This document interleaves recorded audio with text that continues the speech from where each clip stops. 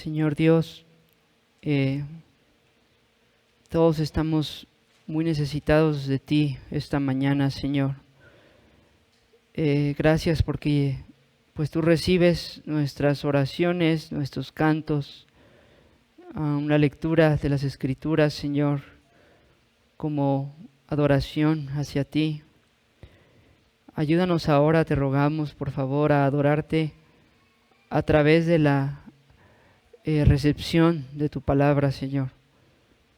Ayúdanos, por favor, a poder estar concentrados en este tiempo, en esta hora de este mensaje, Señor, y que te rogamos que podamos comprender lo que significa este pasaje.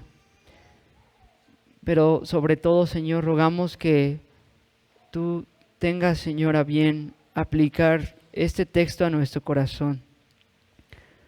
Sabes, Señor, que si tú no obras en nosotros, es imposible para nosotros dar fruto, es imposible cambiar en nuestras propias fuerzas, es imposible madurar por nuestra propia capacidad. Necesitamos que tú nos ayudes, Señor, y por eso estamos aquí para considerar tu palabra y para recibir, Señor, tu palabra. Pedimos por nosotros los que somos creyentes. Rogamos que este texto nos ayude a seguirnos instruyendo cómo tenemos que relacionarnos entre nosotros como iglesia, cómo arreglar, Señor, los conflictos, cómo procurar la paz entre nosotros, cómo ser una iglesia unida. Y te pedimos, Señor, por los que no están en Cristo, para que a través del Evangelio que se predique en el sermón, tú les concedas arrepentimiento y fe. Te pido, Señor, que me ayudes a exponer fielmente este texto, lo más claro, Señor, posible, lo más entendible posible para todos los que estamos presentes hoy. Pero a la vez, Señor, ayúdame también a mí a ser afectado por este texto, por lo que tú dices aquí, para poder transmitir, Señor, desde mi corazón estas palabras y no solo desde mi cabeza, sino que realmente salgan, Señor, de un corazón que está siendo afectado por estas verdades gloriosas. Te rogamos que quieras tú brillar, Señor, hoy en este texto, tanto para creyentes como para inconversos.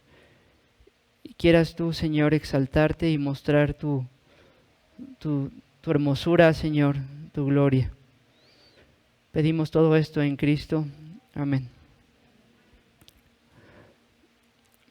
Bueno, vamos a continuar en la carta a los Filipenses y vamos hoy a leer Filipenses 4, versículos 8 y 9. Cuando lo tengamos podemos ponernos de pie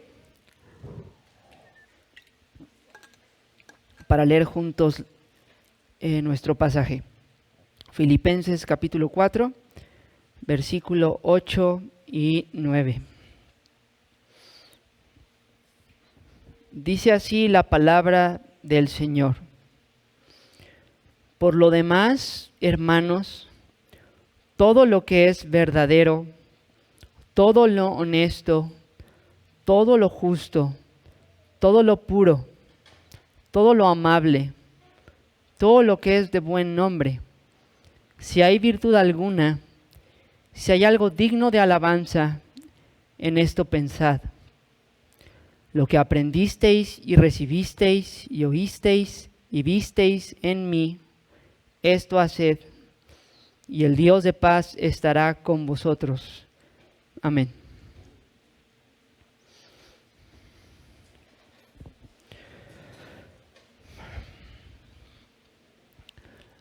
Bueno, hermanos, llevamos algunas semanas ya mirando de cerca un suceso lamentable en la iglesia de Filipos.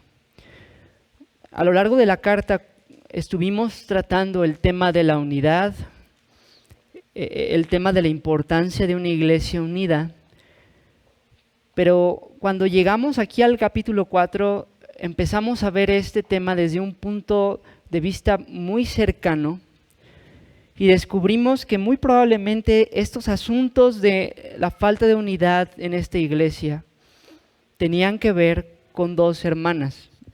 Un conflicto entre la hermana Evodia y la hermana Síntique. Y hemos estado viendo en esta sección de la carta instrucciones que Pablo da a la iglesia de Filipos para solucionar este problema. Cuando nosotros leemos ahora nuestro versículo 8 y 9, pareciera que Pablo ha cambiado de tema. Y pareciera porque quizás la mayoría de nuestras Biblias tengan un subtítulo ahí que dice "en esto pensad". Bueno, esos subtítulos que están en nuestras Biblias a veces son muy útiles, nos ayudan a veces a organizar y entender los bloques, ¿no? de los libros de la Biblia. Pero en particular creo que aquí este subtítulo no nos es tan favorable, porque a simple vista pareciera que estamos ahora entrando a un nuevo bloque en la carta.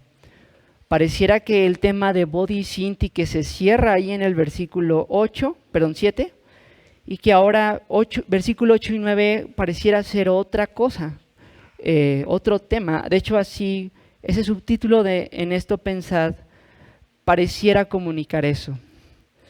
Bueno, es mi deseo hoy de demostrar que creo que estos dos versículos no están desligados del tema del conflicto de Body y Síntique, sino todavía son parte de las instrucciones de Pablo para la iglesia de Filipos para arreglar este problema.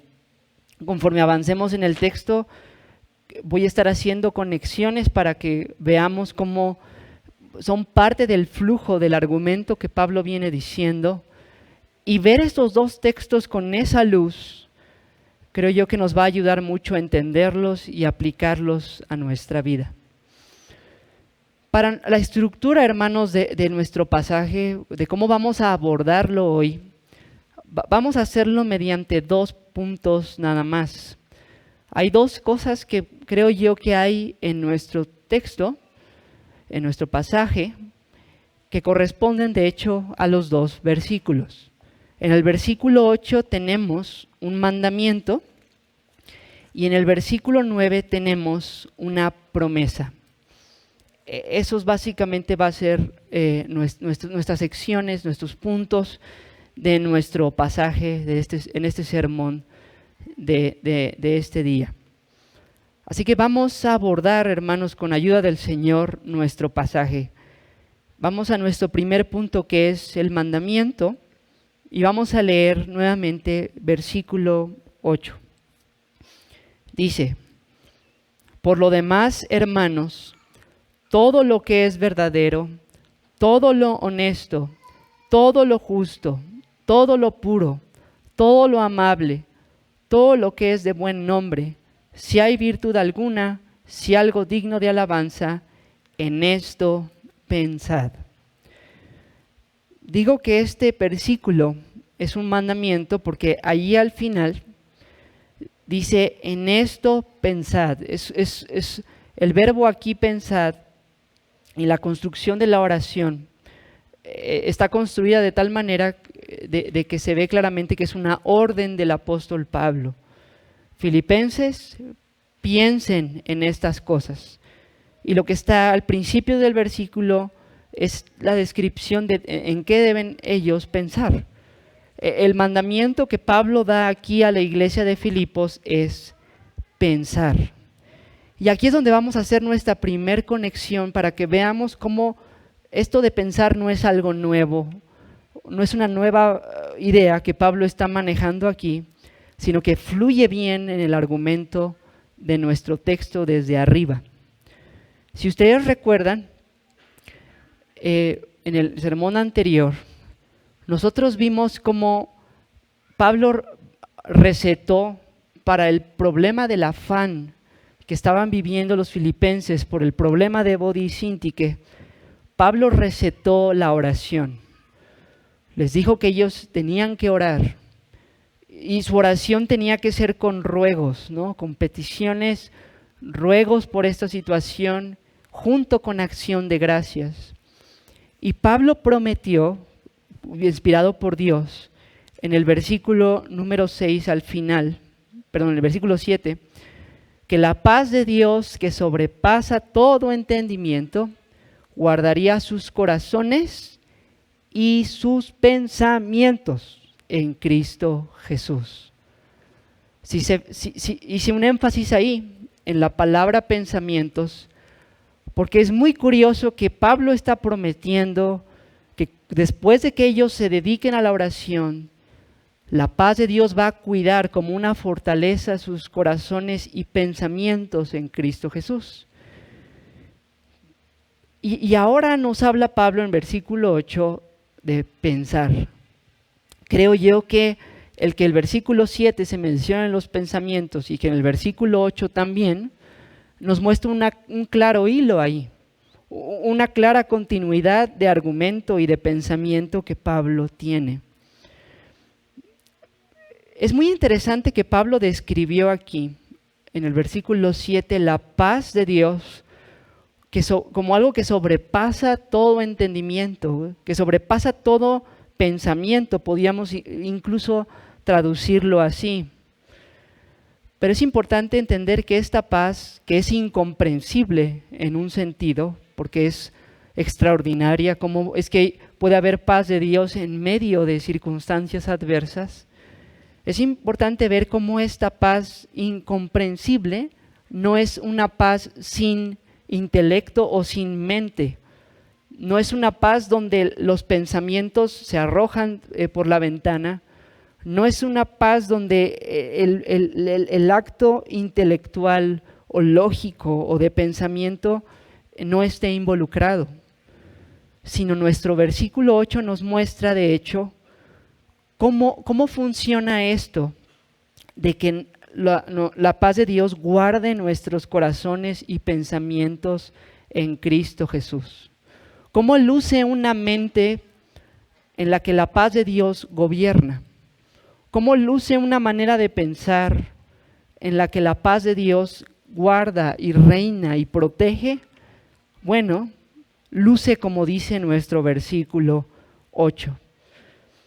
Allí en nuestro versículo 8, donde Pablo les dice a los filipenses que piensen, esa palabra de pensar, quizás si la leemos así, en esto pensad, pareciera que es una orden, una indicación de Pablo de tener un pensamiento aislado, ¿no?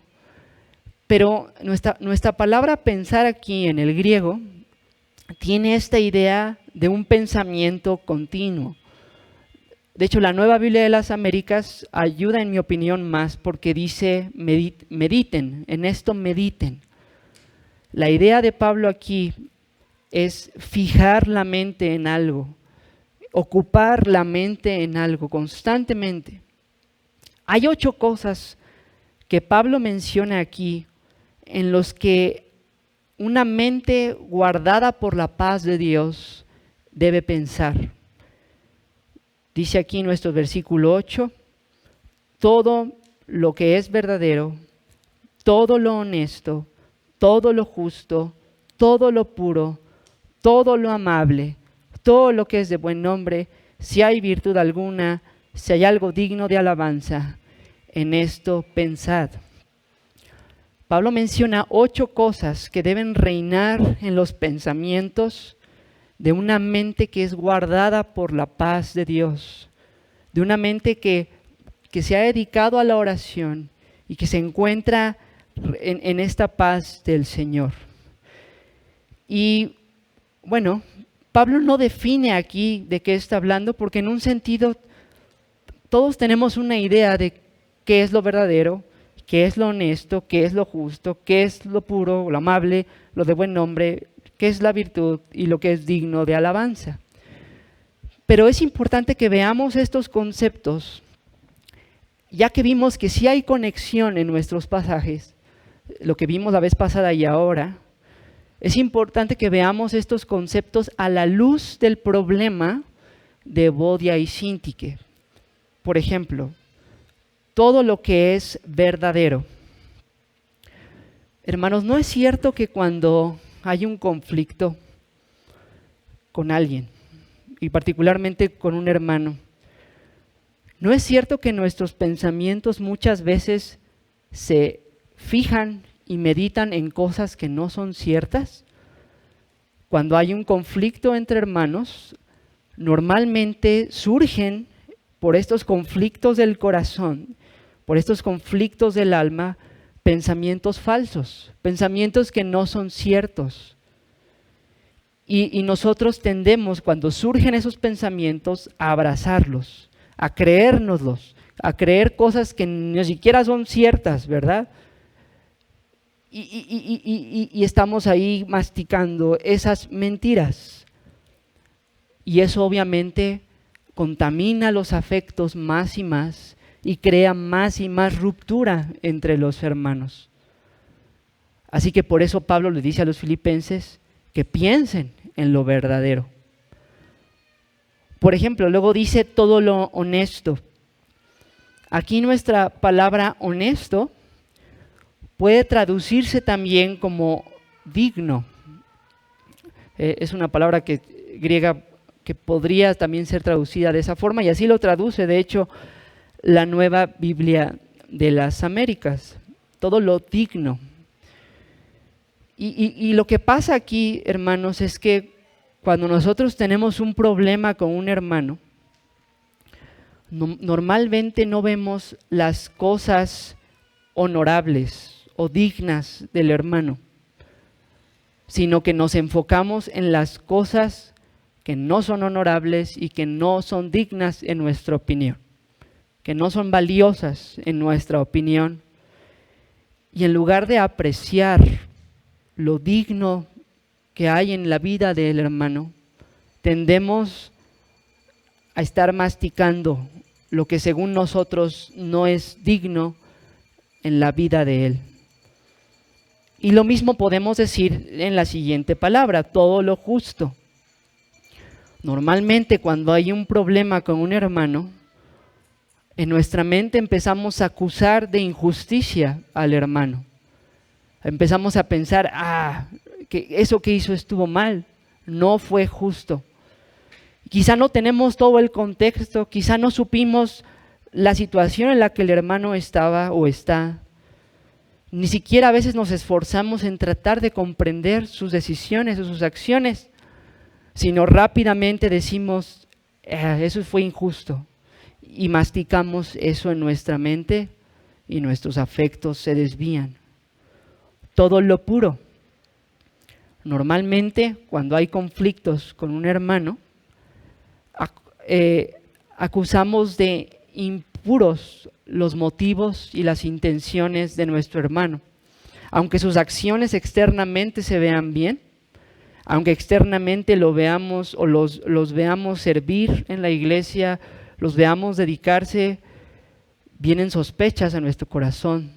Eso que hace seguro es porque quiere un lugar en el liderazgo de la iglesia. Eso que hace seguro es porque quiere llamar la atención de los hermanos, quiere crear lástima y compasión. Empezamos a desconfiar de nuestro hermano y en lugar de, como dice Pablo, que el amor todo lo cree, comenzamos a tener sospechas de la pureza, de la vida y los motivos de nuestro hermano. Todo lo amable, dice después Pablo. ¿Qué pasa cuando hay un conflicto con un hermano? Normalmente acusamos sus acciones de ser duras, de ser severas, ásperas. En lugar de reconocer sus actos de amabilidad, de generosidad, de interés en nuestra vida, lo torcemos en nuestros pensamientos y en nuestras meditaciones y pensamos en Él como una persona que no tiene un deseo amable de servirnos, un deseo amable de hacernos bien. Dice Pablo, todo lo que es de buen nombre,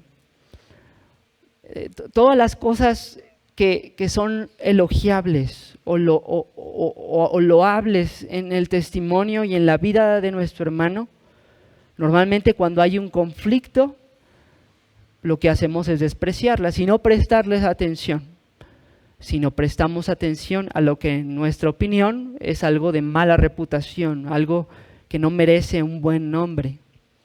Si hay virtud alguna, dice Pablo aquí, y esto lo dice porque normalmente cuando hay conflictos tendemos a minimizar las virtudes en nuestros hermanos y hacer énfasis en sus pecados, en sus faltas de virtud que todos tienen, obviamente, todos tenemos.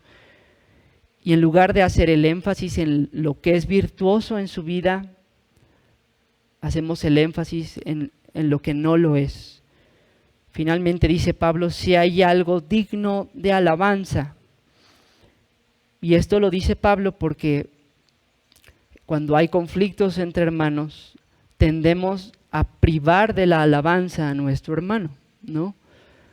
Tendemos a privar de la alabanza en nuestro corazón y de la admiración de las virtudes y de lo que tiene el hermano, y tendemos a criticar, menospreciar y no aceptar lo que sea que él esté haciendo.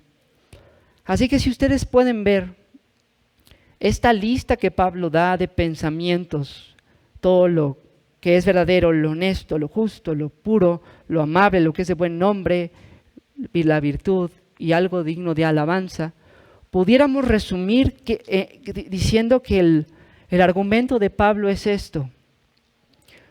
Les está diciendo a los filipenses que se enfoquen en el fruto del Espíritu visible en sus hermanos.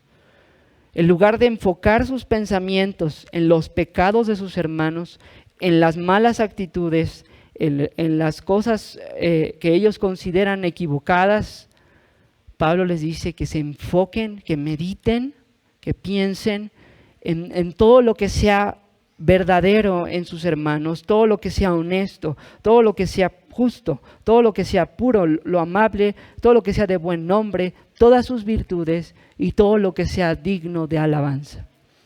Ese es, queridos hermanos, el sentido de nuestro pasaje y ese es el mandamiento. Enfocarse en las cosas que Dios produce en los hermanos. Apreciar, identificar, apreciar y gozarse en el fruto de la gracia de Dios que vemos en los que están en comunión con nosotros en el pueblo del Señor. Ese es el mandamiento que Pablo presenta aquí. Ahora, vamos a nuestro segundo punto que corresponde al versículo 9, que es la promesa. Dice Pablo, lo que aprendisteis y recibisteis y oísteis y visteis en mí, esto haced, y el Dios de paz estará con vosotros. Definitivamente aquí Pablo sí está cerrando una sección en su carta, está cerrando este tema de Body Syntyche en este versículo 9. Y está haciendo referencia Pablo en versículo 9 a todo lo que él les ha estado enseñando. Lo que aprendisteis y recibisteis y oísteis y visteis en mí. Y Pablo concluye diciéndoles, esto haced.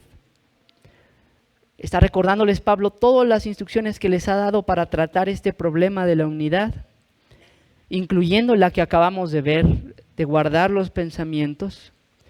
Y Pablo está diciendo, hagan todo esto, practiquen. De hecho, esa palabra haced igual trae esta idea de una acción continua. No solamente es una acción aislada, sino puede traducirse como esto practiquen, a esto dedíquense, que sea la constante en su vida de iglesia.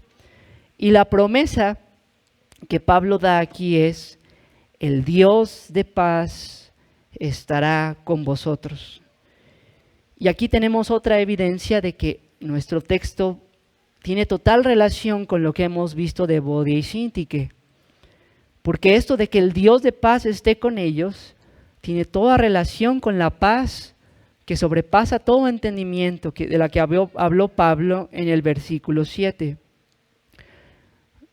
Es evidente el lenguaje de la paz, que es igual, pero aquí Pablo añade un enfoque distinto a esta paz de Dios, uniéndolo con lo que dijo en el versículo 5 al final, cuando les dijo que el Señor está cerca. Y hablamos como probablemente esta frase del Señor está cerca tiene que ver con que está entre ellos, está morando entre ellos, como Cristo dijo: donde hay 2 o 3 reunidos en mi nombre, allí estoy yo en medio de ellos. Así que al unir el concepto de la paz de Dios que sobrepasa todo entendimiento con la verdad de que el Señor está entre ellos, Pablo promete: el Dios de paz estará con vosotros. Esta promesa de que el Dios de paz estará con ellos es una manera gloriosa y preciosa de cerrar la sección y de prometer que si nosotros los creyentes nos dedicamos a estos mandamientos, y particularmente al mandamiento de hoy de pensar correctamente de nuestros hermanos, vamos a gozar de la presencia del Señor entre los creyentes, en la iglesia. Vamos a gozar de esa presencia de paz entre nosotros, que no es simplemente que cada uno tiene una paz personal o subjetiva. Claro, cada uno experimenta la paz de Dios que sobrepasa todo entendimiento al obedecer lo que Pablo dice aquí, pero al haber una comunidad de creyentes donde todos están experimentando esa paz de Dios, entonces el Dios de paz habita entre nosotros y gozamos de comunión de paz con Él y con nosotros. Hay toda una comunidad de paz, donde no solamente hay reconciliación. Vimos que la palabra paz no solo significa que no hay pleito, sino donde hay armonía, donde hay plenitud, donde hay deleite, donde hay unidad, donde como dice el salmista, cuán delicioso es cuando los hermanos habitan en armonía. Así que esa es la promesa que Dios da, hermanos, que si los filipenses se dedican a guardar sus pensamientos y enfocarlos en las virtudes de sus hermanos, en el fruto del Espíritu en ellos, ellos gozarán de esta comunión con Dios y entre ellos de paz. Y básicamente, hermanos, ese es nuestro pasaje. Y esto ha sido bastante breve hasta aquí, pero voy ahora, con ayuda del Señor, quiero pasar un buen tiempo en aplicaciones de esto que hoy vimos. Hoy el tiempo de aplicación va a ser, creo, bastante largo, pero creo yo que lo que hoy aprendimos en estos 2 versículos tiene muchísimo que se puede aplicar a nuestra vida.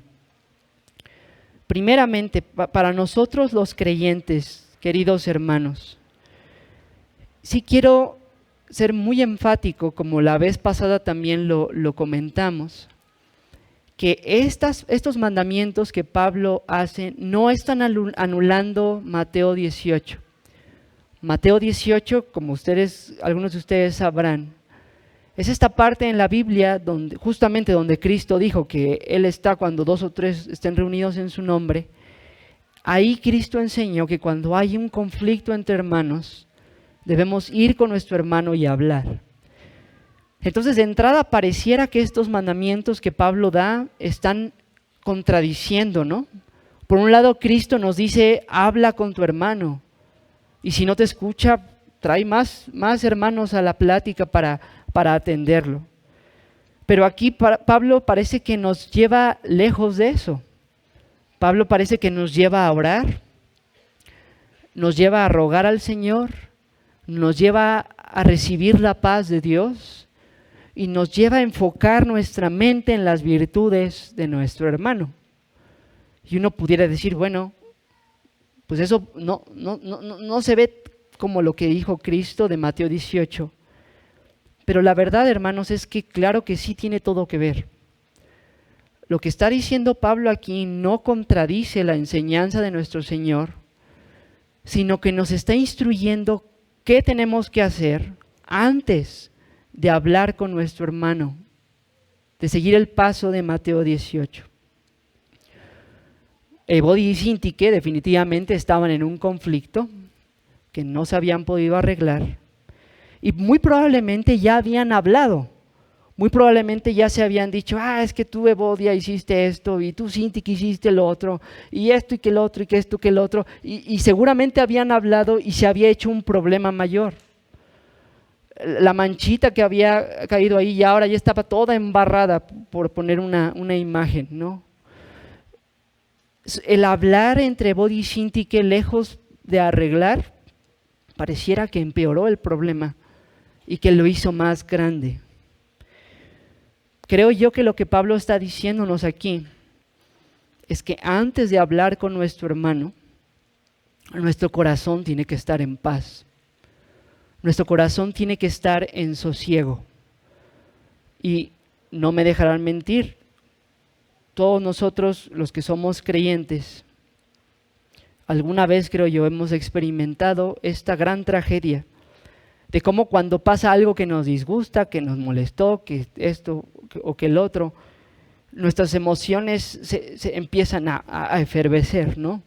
Nuestros sentimientos y nuestros afectos empiezan y tenemos ya sea enojo, desesperación, etcétera. Y reaccionamos con esa inestabilidad emocional, con esa falta de dominio propio, y decimos cosas, hacemos cosas.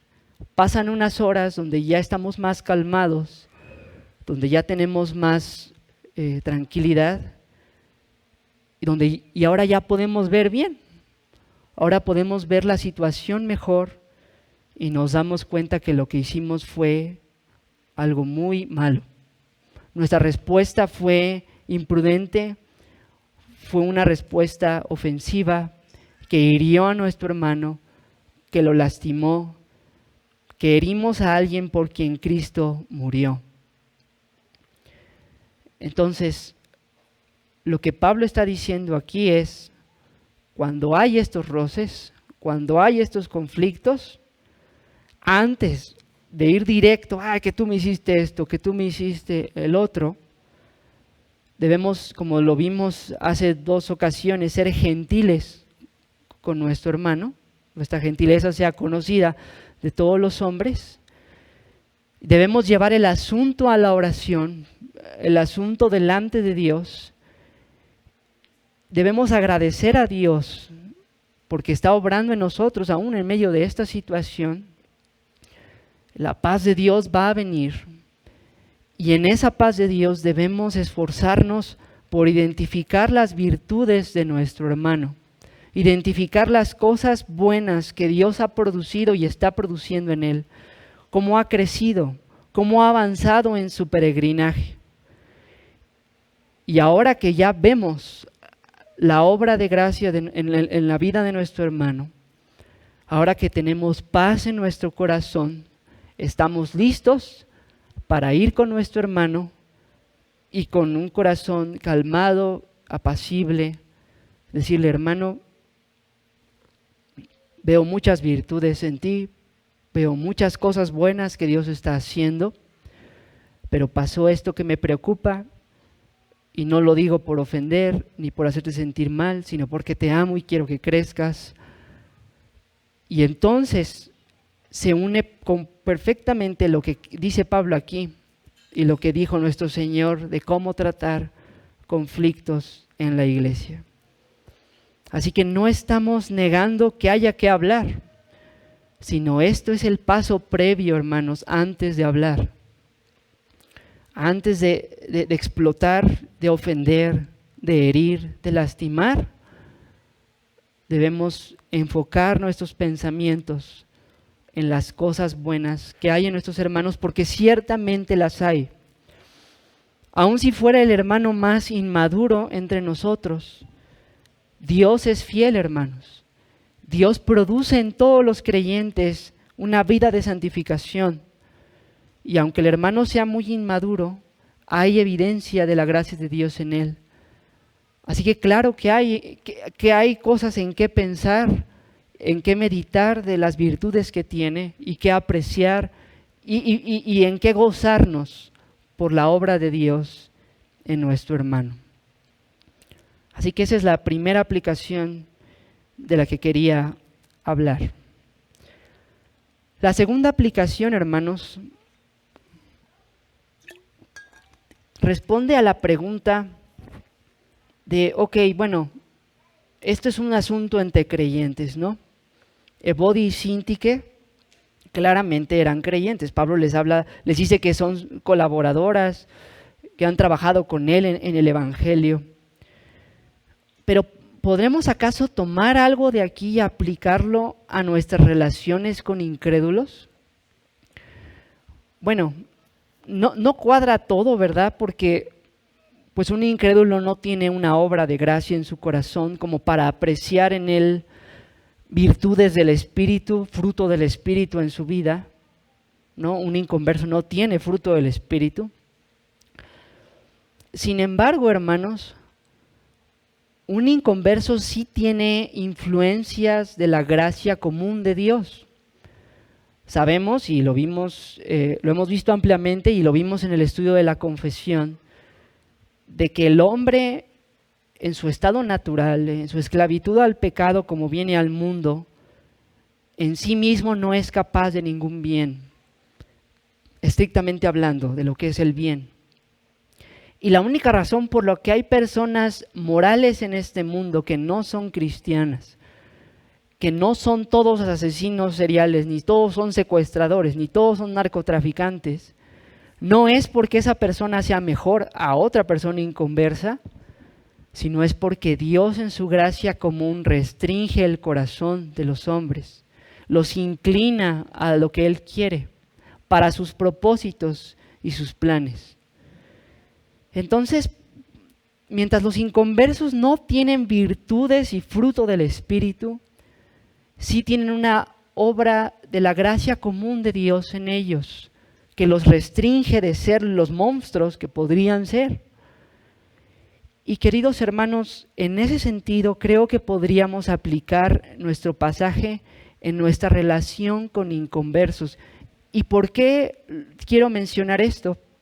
Porque todos aquí creo, todos nosotros, tenemos relación con inconversos. Y particularmente muchos tenemos familia que no son creyentes y con las que nos relacionamos, algunos todo el día, ¿no? Y creo yo que mientras no es la enseñanza directa del pasaje, sí hay principios que pueden ayudarnos a relacionarnos con los inconversos.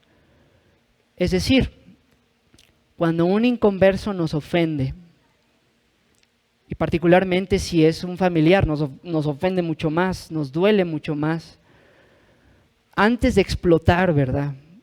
Antes de salir de nuestras casillas y herir y lastimar y blasfemar el nombre de Cristo y poner un tropiezo y estorbo al Evangelio en nuestro hogar o en nuestra familia, podemos aplicar esto mismo, ser gentiles, llevar el asunto a la oración y pensar no en el fruto del Espíritu en él, porque no tiene fruto del Espíritu, pero sí pensar que podría ser peor. Pensar que esta familiar o esta persona que me está haciendo daño, Dios la está restringiendo. Dios está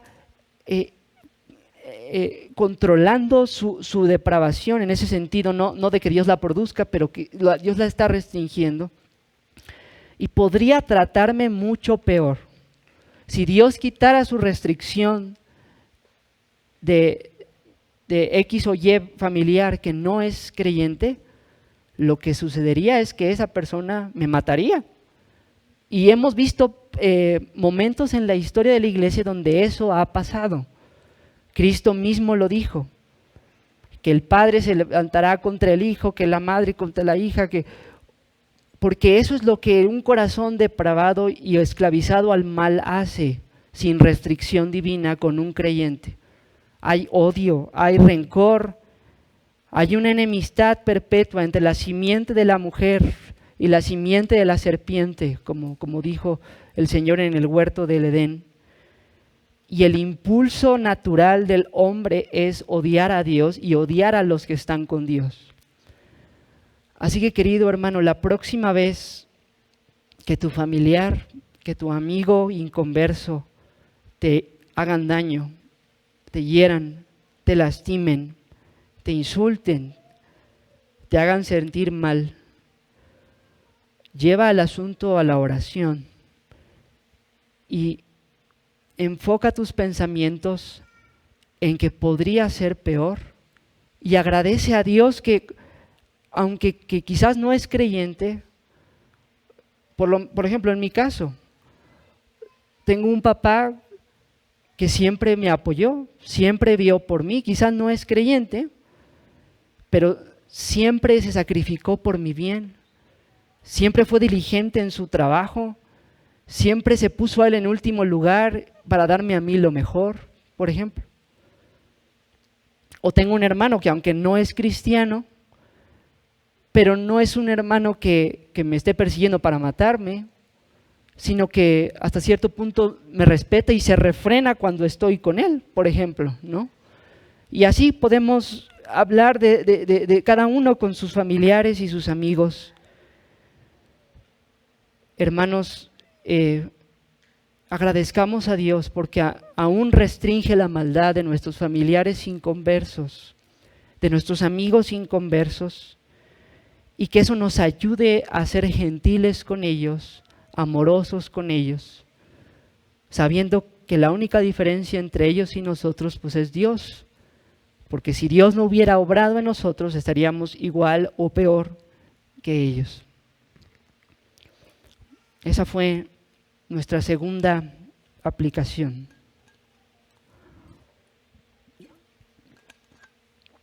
Ahora, una tercera aplicación para nosotros los creyentes.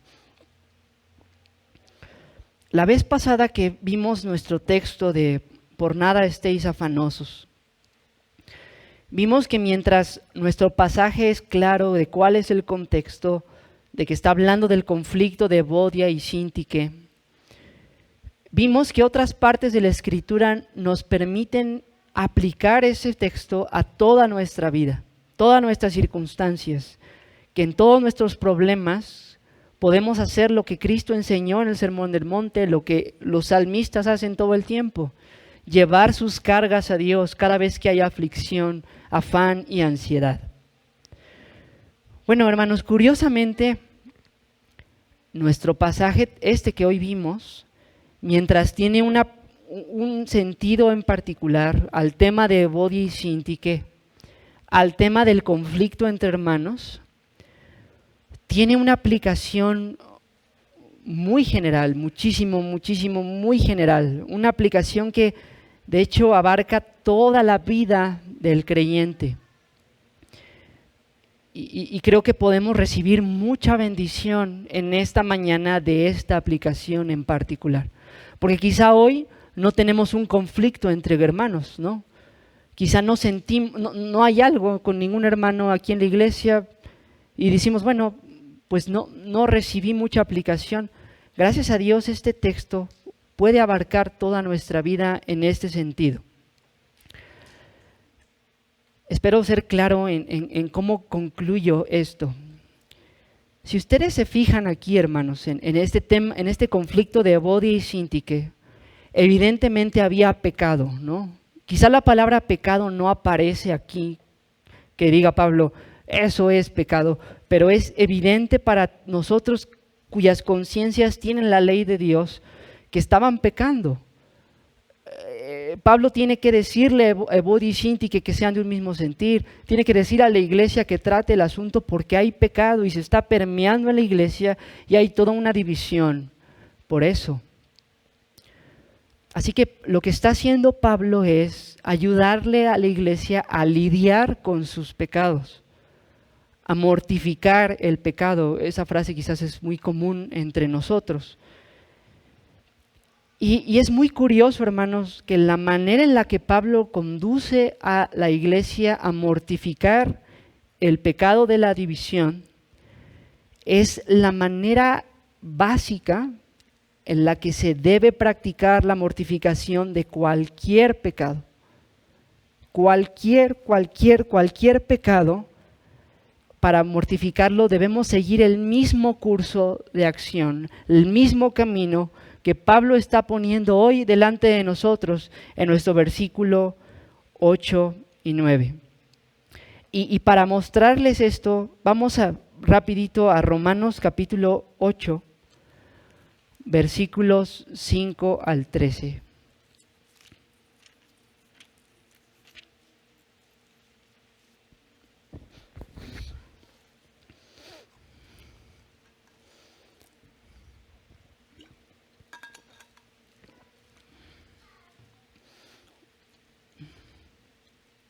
Romanos 8, 5 al 13. Voy a hacer un poco de énfasis en algunas palabras para tratar de que podamos percibir la conexión de temas en nuestro texto de Filipenses y en este de Romanos 8. Dice, Romanos 8, 5, porque los que son de la carne piensan en las cosas de la carne, pero los que son del Espíritu, en las cosas del Espíritu. Porque el ocuparse de la carne es muerte, pero el ocuparse del Espíritu es vida y paz. Por cuanto los designios de la carne son enemistad contra Dios, porque no se sujetan a la ley de Dios ni tampoco pueden. Y los que viven según la carne no pueden agradar a Dios. Mas vosotros no vivís según la carne, sino según el Espíritu, si es que el Espíritu de Dios mora en vosotros. Y si alguno no tiene el Espíritu de Cristo, no es de él. Pero si Cristo está en vosotros, el cuerpo en verdad está muerto a causa del pecado, mas el Espíritu vive a causa de la justicia. Y si el Espíritu de aquel que levantó de los muertos a Jesús mora en vosotros, el que levantó de los muertos a Cristo Jesús, vivificará también vuestros cuerpos mortales por su Espíritu que mora en vosotros. Así que, hermanos, deudores somos, no a la carne, para que vivamos conforme a la carne, porque si vivís conforme a la carne moriréis, mas si por el Espíritu hacéis morir las obras de la carne, viviréis, porque todos los que son guiados por el Espíritu de Dios, estos son hijos de Dios.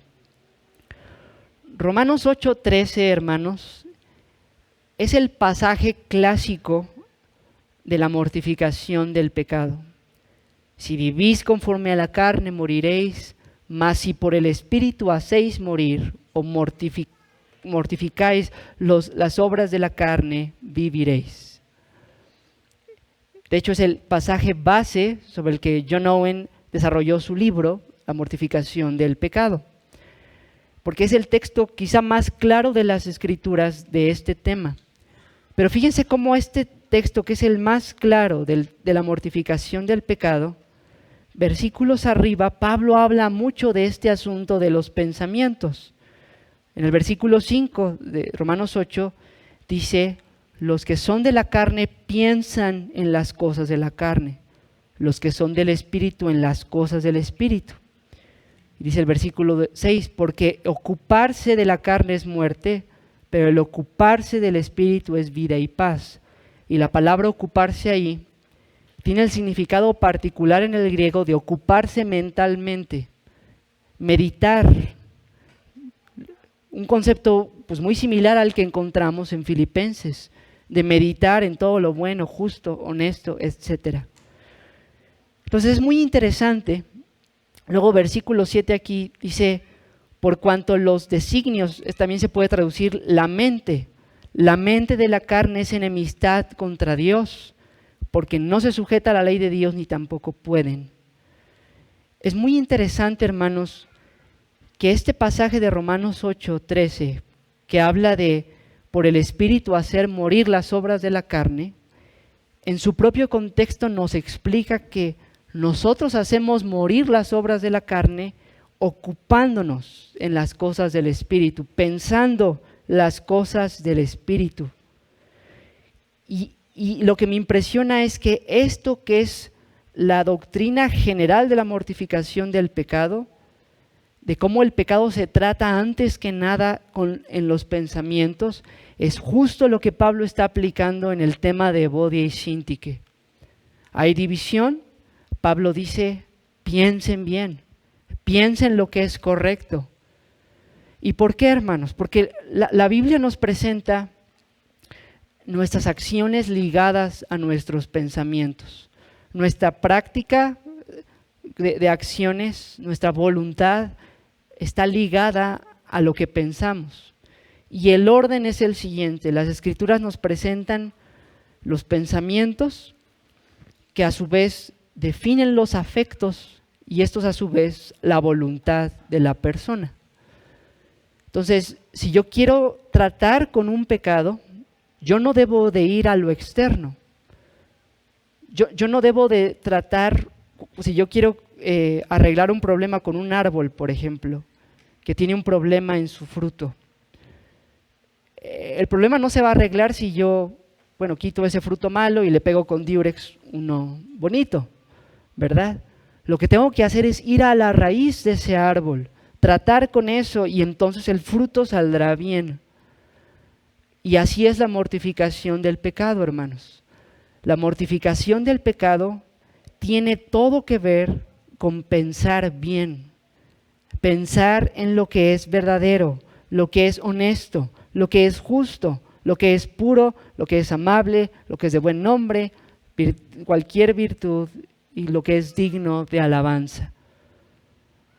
Cuando nuestra mente está en las cosas del Espíritu, por el Espíritu hacemos morir las obras de la carne, según Romanos 8.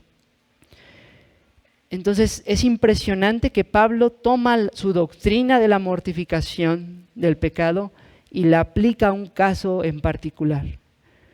Pero lo que es de mucho consuelo y de mucha bendición es ver que sea cual sea, hermano, el pecado con el que tú estés lidiando, con lo que tú estés batallando, tiene su origen, querido hermano, en la manera en la que tú estás pensando. La manera en la que estás pensando es lo que te está llevando a actuar así. Y es lo mismo en mi caso. Entonces, querido hermano, tenemos que hacer esto que aquí está diciendo Pablo a los filipenses y aplicarlo a cualquier circunstancia, cualquier pecado. Nuestra mente debe estar en las cosas del Espíritu, en la palabra del Señor. Y eso moldeará nuestros afectos, lo cual a su vez dirigirá nuestra voluntad correctamente para producir fruto que agrada a Dios. Claro, se oye muy fácil, se oye muy simple, pero todos los que hemos estado en la lucha contra el pecado sabemos que no es nada fácil. Controlar lo que pensamos, dirigir lo que pensamos a lo que es justo, verdadero, honesto, etcétera, es difícil, es complejo y se requiere toda una vida para adquirir esta disciplina y dominar nuestra mente, nuestros pensamientos. Pero como todo en la santificación es un proceso y hay que perseverar y hay que continuar de aquí hasta que el Señor venga. Y lo dije alguna vez hace mucho tiempo, lo que me impresiona es que John Owen, en su libro La mortificación del pecado, si ustedes analizan cuidadosamente cada una de sus direcciones para tratar con el pecado, se van a dar cuenta que todas esas direcciones son cosas en qué pensar. Yo cuando leí ese libro la primera vez no entendía, yo me esperaba ver muchas cosas que tenía yo que hacer, pero me sorprendí al ver que el libro más bien trata de en qué tengo que estar ocupando mi mente para tratar con el pecado. Entonces, el problema de Evodia y Sintique, hermanos, empezó aquí. Algo sucedió entre ellas. En un momento Evodia o Sintique permitieron un mal pensamiento hacia su hermana y lo masticaron. Y mientras lo masticaban, sus afectos se desviaban. Y mientras sus afectos se desviaban, su conducta hacia su hermana se afectó. Y toda la iglesia se vio en un problemón por esto.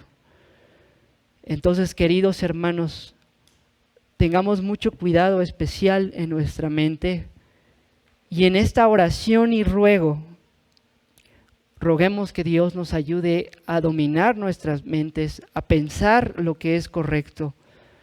Y que Dios dirija entonces y produzca el fruto apacible de justicia, y que podamos ser una iglesia en la que el Dios de paz habite, en la que se pueda decir que el Dios de paz está entre nosotros, donde los malos pensamientos que surjan hacia nuestro hermano sean a través de la oración y el ruego a Dios llevados a sometimiento, y donde esos pensamientos feos los cambiemos por pensamientos bonitos acerca de nuestro hermano, acerca de sus virtudes, sus frutos, su servicio, acerca de Cristo en él. Y entonces la paz de Dios guardará nuestros corazones y pensamientos en Cristo, y el Dios de paz estará entre nosotros. Así que esa fue la tercera aplicación general de nuestro texto. Y para concluir, una última aplicación para aquellos que están sin Cristo hoy entre nosotros. Querido amigo, que hoy estás aquí, gracias a Dios porque estás entre nosotros. Lo que tú hoy has escuchado, las indicaciones que Pablo da aquí, como lo hemos dicho constantemente, son imposibles para alguien que no está en Cristo. Si tú no estás en Cristo, tu mente no puede ser controlada. Tu mente es descrita por Pablo mismo en Romanos 8 como una mente que está puesta en la carne, que no puede agradar a Dios. Dice que los designios de la carne son enemistad contra Dios y no agradan a Dios ni tampoco pueden. Querido amigo, por más que tú intentes frenar el pecado en tu vida, no vas a poder. El que hace pecado, dijo Cristo, esclavo es del pecado. ¿Cómo salir? El mismo Señor Jesucristo lo respondió cuando dijo esas palabras: si el Hijo os libertare, seréis verdaderamente libres. Querido amigo, tú no puedes vencer el pecado por ti mismo. Cuando te llamamos a arrepentirte desde este púlpito y en nuestras conversaciones, jamás estamos diciendo que tú cambies por ti mismo, que tú hagas algo y lo presentes a Dios como fruto de tu esfuerzo para que entonces te salve. La salvación llega a una persona, querido amigo, cuando esa persona se da cuenta que no hay nada que pueda hacer. No hay nada que puedas hacer para borrar tus culpas, nada que puedas hacer para vencer el pecado. ¿Qué hago entonces si no puedo borrar lo que he hecho? Si no puedo cambiar mi corazón, si no puedo controlar mis pensamientos. Querido amigo, Jesucristo vino hace 2000 años, siendo Dios se hizo hombre. Y como hombre vivió la vida perfecta que tú no has podido vivir. Y como hombre, querido amigo, después de esa vida absolutamente perfecta, en medio de tentaciones y sufrimientos, llegó hasta la cruz del Calvario, donde le fueron atribuidos a Él nuestros pecados y donde recibió ese castigo eterno por nuestros pecados y donde pagó por completo la deuda. Gracias a que Cristo pagó toda la deuda, Ya no hay deuda para aquellos por quienes Cristo murió.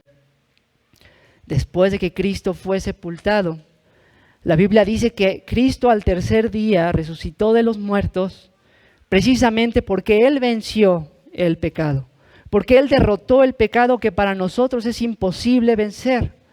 Y habiendo vencido en victoria, en carne y hueso, Cristo regresó al cielo y fue declarado Señor y Cristo, Señor y Mesías. El Mesías que puede salvar a todos los que por medio de Él se acercan a Dios. Y esta salvación es gratuita. Querido amigo, ¿quieres ser libre del pecado? ¿Quieres ser perdonado de tus pecados? Tienes que arrepentirte y confiar en Jesús. Confiar en que solo Él puede hacerlo. Solo Él puede perdonarte, solo Él puede liberarte. Tú no puedes contribuir, no puedes colaborar. Pero cuando eso pasa, querido amigo, cuando confías en Él, es precisamente cuando esta mente que estaba en la carne es liberada para que ahora esté en el Espíritu y pueda producir estos frutos. Así que, querido amigo, no intentes obtener el fruto sin la raíz. No intentes cambiar por ti mismo. Ven a Cristo libremente, gratuitamente, y tendrás la vida eterna, tendrás la libertad del pecado y podrás gozar de estar en paz con Dios y con los hermanos. Así que Dios quiera entonces, hermanos, que después de todo lo que hemos aprendido de este tema de Bodhi Syntyche, que Dios nos conceda poner esto en práctica y que esta promesa que Pablo da aquí se cumpla, que podamos ser una iglesia en la que el Dios de paz habite, en la que sea evidente que Él está aquí y que Él reina. Amén. Vamos a orar.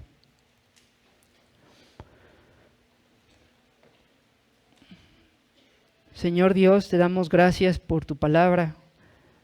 Gracias por enseñarnos, Señor, las Escrituras. Gracias por instruirnos, Señor, en tu palabra. Señor, para nosotros que somos creyentes, ayúdanos, por favor, a poner por obra estas cosas. Tú sabes que es difícil para nosotros controlar nuestros pensamientos, que es difícil, Señor, enfocarnos en el bien de nuestros hermanos en lugar de en el mal. Es difícil para nosotros, Señor, tener dominio propio.